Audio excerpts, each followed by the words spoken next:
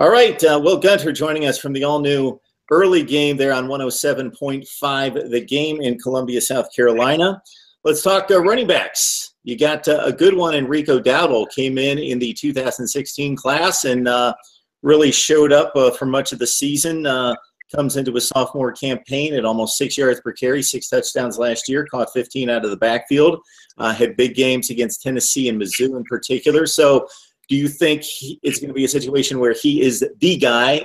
The guy always still needs some relief, but is it still up for grabs in regards to who's going to get most of the carries this year? Well, I think every time we do one of these, I'm always going to talk about the offensive line because that's going to be the key. I think the weapons are there. Obviously, we just talked Jake Bentley.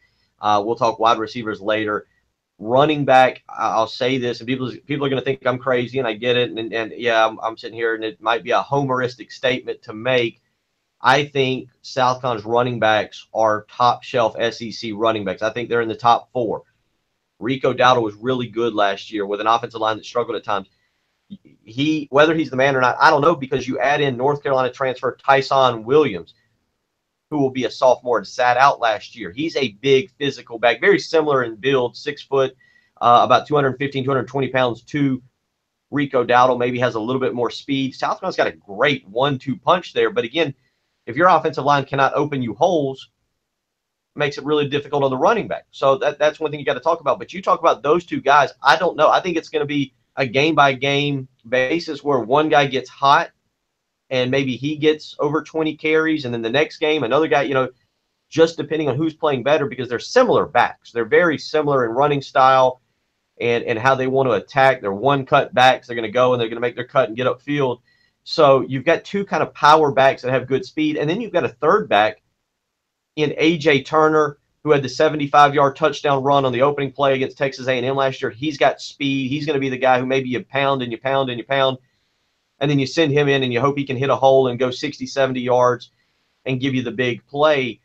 And I think that trio of running backs, they're not Nick Chubb and Sony Michel and all the guys that Georgia has. I get that. They're not Darius Geis from LSU. There are other good running backs. Obviously, they're not Bo Scarborough at Alabama.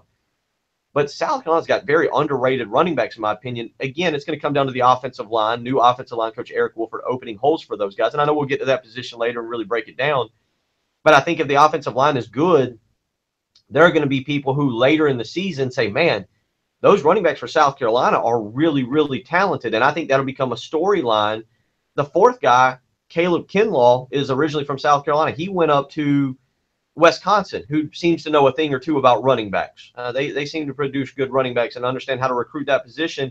It didn't work out well for him there. He ended up switching to defensive back and then going to junior college.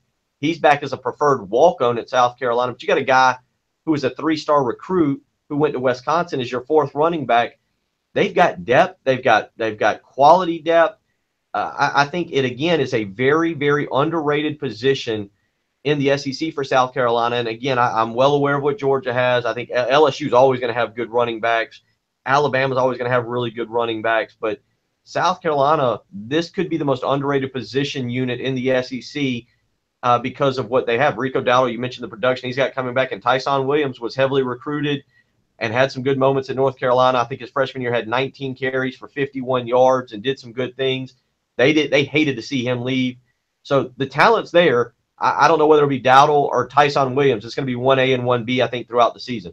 Well, you mentioned those 3 other schools that have strong running games, and especially Alabama, but really all 3. And the running game is connected right to the offensive line, as you say. And I guarantee that those other 3 schools have produced more NFL offensive linemen in the last 5 years than South Carolina has. So you can look at the stats of the running backs, but you have to watch the games and see what kind of running room they have and what kind of push up front. You mentioned A.J. Turner being a home run threat. He averaged 4.3 yards per carry last season. That's pretty pedestrian in college football these days because you want those backs at 5.5 to 6 yards per carry, but you got to watch the games. That's not necessarily speaking to his talent.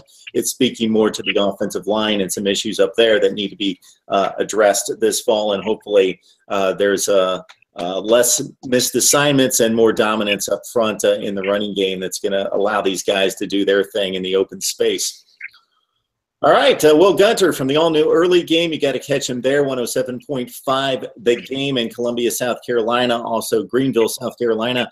Will, we appreciate the time. It's always good talking to you. Yeah, you as well. Hope you have a great weekend and look forward to catching up. We're the countdown is on. I think SEC Media Day, not but about 35, 40 days away. So before you know it, we'll be out there maybe doing a show from there and talking about what all's going on as we count down the days of summer, get ready for fall camp, and then kick off for the start of the season.